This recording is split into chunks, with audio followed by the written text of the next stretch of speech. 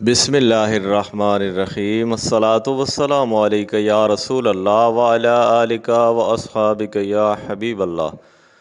حضرت نظام الدین اولیاء رحمۃ اللہ تعالیٰ علیہ کا شمار دہلی کے عظیم الشان اولیاء کرام میں ہوتا ہے۔ آپ بابا فرید الدین کان شکر رحمۃ اللہ تعالیٰ علیہ کے بڑے ہی چہیتے اور خاص مرید تھے۔ ہر وقت ان کی خدمت میں رہا کرتے تھے اور اپنے پیر و مرشد سے بڑی ہی محبت کیا کرتے تھے۔ ایک مرتبہ حضرت بابا فرید الدین کان شکر رحمۃ اللہ تعالیٰ علیہ کا دریائے رحمت جوش میں آیا اور اپنے اس چہیتے مرید سے پوچھا، اے نظام الدین، تم محب بننا چاہتے ہو یا محبوب بننا چاہتے ہو؟ یعنی اللہ پاک کے محبت کرنے والے بننا چاہتے ہو یا تم یہ چاہتے ہو کہ اللہ پاک تم سے محبت کرے؟ تو آپ چونکہ بڑے ہی سعادت مند مرید تھے اپنے پیر صاحب کے، آپ نے عرض کی کہ حضور بڑا اہم سوال آپ نے کیا ہے، تو آپ برائے مہربانی مجھے کچھ مہلت دیجئے، میں گھر جا کر اپنی امی جان سے اس سوال کا جواب حاصل کروں گا کہ مجھے کیا بننا ہے۔ تو پیر صاحب نے ان کو گھر جانے کی اجازت دے دی۔ چنانچہ آپ پاک پتن سے دہلی کے لیے روانہ ہو گئے۔ آپ کی والدہ محترمہ بھی اللہ پاک کی ولیہ تھیں، بڑی ہی عبادت گزار تھیں اور باقاعدگی سے تہجد کی نماز وغیرہ بھی ادا کیا کرتی تھیں، بڑی اللہ والی تھیں۔ تو حضرت نظام الدین اولیاء رحمۃ اللہ تعالیٰ علیہ اپنے گھر کے لیے سفر پر روانہ ہو گئے۔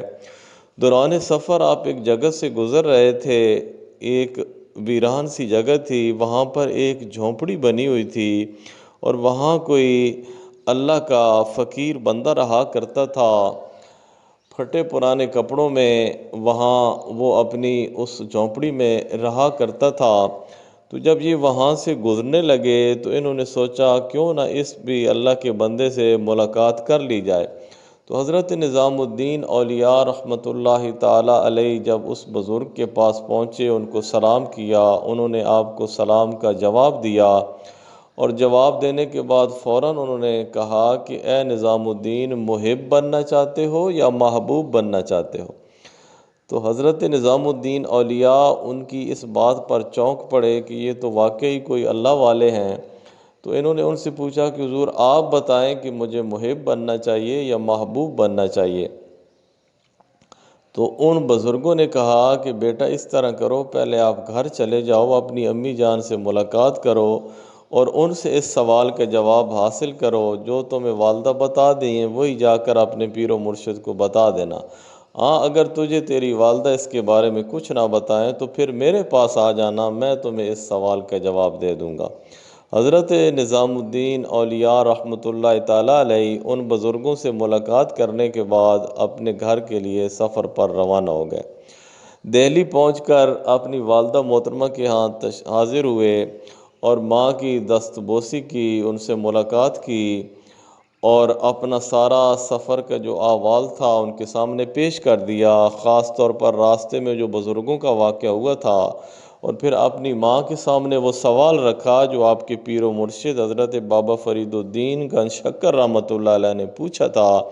تو والدہ محترمہ نے کہا کہ بیٹا واپسی پر انہی بزرگوں کے پاس چلے جانا جو تمہیں راستے میں ملے تھے اور ان سے کہنا کہ حضور آپ مجھے بتا دیں کہ مجھے محب بننا چاہیے یا محبوب بننا چاہیے، وہ جو تمہیں بتا دیں اسی پر عمل کرنا۔ والدہ محترمہ کی ہدایات لے کر حضرت نظام الدین اولیاء رحمۃ اللہ علیہ اپنے سفر کی واپسی پر روانہ ہو گئے۔ دریں اثناء جب آپ سفر کرتے کرتے اس مقام پر پہنچے اور وہ جو جھونپڑی تھی تو وہاں دیکھا تو وہ جو جھونپڑی تھی وہ خالی پڑی تھی، وہاں پر وہ بزرگ موجود نہیں تھے۔ قریب ہی کچھ لوگوں سے آپ سے ملاقات کی اور پوچھا کہ یہاں ایک بزرگ رہتے تھے، ان کے بارے میں معلومات کرنا چاہتا ہوں کہ وہ کہاں تشریف لے گئے ہیں۔ تو ان لوگوں نے بتایا کہ یہاں کوئی بزرگ تو نہیں رہتے تھے، ایک دیوانہ سا پاگل سا آدمی رہتا تھا، تو کل وہ فوت ہو گیا ہے، ہم نے اس کو اٹھا کر وہ سامنے کوڑے کے ڈھیر پر پھینک دیا ہے۔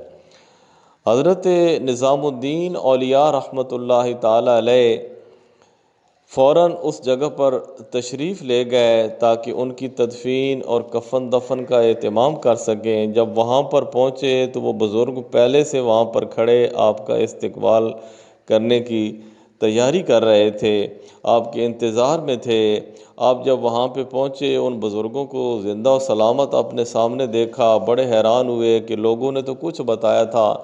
بہرحال ان کو سلام کیا، ان بزرگوں نے آپ کے سلام کا جواب دیا اور پھر فوراً ہی فرمایا کہ بیٹا اس طرح کرنا، اپنے پیر و مرشد کے پاس چلے جاؤ اور ان سے عرض کرنا کہ میں اللہ کا محبوب بننا چاہتا ہوں، محب کبھی نہ بننا، کہ اگر محب بننے کی تم نے خواہش کی تو پھر میری طرح مرنے کے بعد تم کوڑے کے ڈھیر پر پھینک دیے جاؤ گے، اور اگر محبوب بنا دیے گئے تو پھر مرنے کے بعد بھی لوگ تمہاری مزار پر آئیں گے اور فاتحہ پڑھیں گے۔ تو بہرحال بڑا زبردست جواب پا کر آپ اپنے پیر و مرشد کی بارگاہ میں حاضر ہوئے اور ان سے اپنا معاملہ عرض کر دیا۔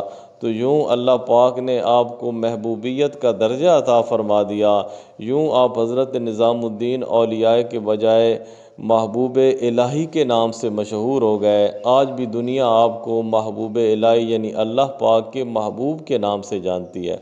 حضرت نظام الدین اولیاء کا ایک اور مختصر واقعہ سنتے جائیے۔ آپ کے ہاں اولاد نہیں تھی، لیکن آپ عصر کی نماز کے بعد اپنے گھر پر بیٹھتے تھے اور لوگوں کی مختلف پریشانی اور مسائل کے لیے دعا کیا کرتے تھے۔ آپ کے گھر کے باہر لوگوں کی لائنیں لگ جاتی تھیں اور قطاروں کے اندر کھڑے ہو کر لوگ اپنی حاجتیں اور درخواستیں جو ہیں وہ آپ کے سامنے پیش کرتے، سناتے اور آپ ان کے لیے دعا کرتے۔ اللہ پاک ان کی وہ مشکلات کو آسان کر دیتا اور ان کی تمنائیں پوری ہو جاتی تھیں۔ تو ان کی والدہ محترمہ جو تھیں وہ ان سے کہتی تھیں کہ بیٹا اپنے لیے بھی دعا مانگ لیا کرو کہ اللہ تعالیٰ تمہیں بھی اولاد سے نواز دے۔ لیکن یہ عجیب بات تھی کہ حضرت نظام الدین اولیاء جو تھے یہ اپنے لیے دعا نہیں مانگتے تھے۔ ایک دن ان کی والدہ محترمہ نے یہ ترکیب بنائی کہ پردے کی حالت میں ان لوگوں کی لائن میں آ کر کھڑی ہو گئیں جو آپ کے سامنے کھڑے تھے اور حضرت نظام الدین اولیاء ان کے لیے دعائیں کر رہے تھے۔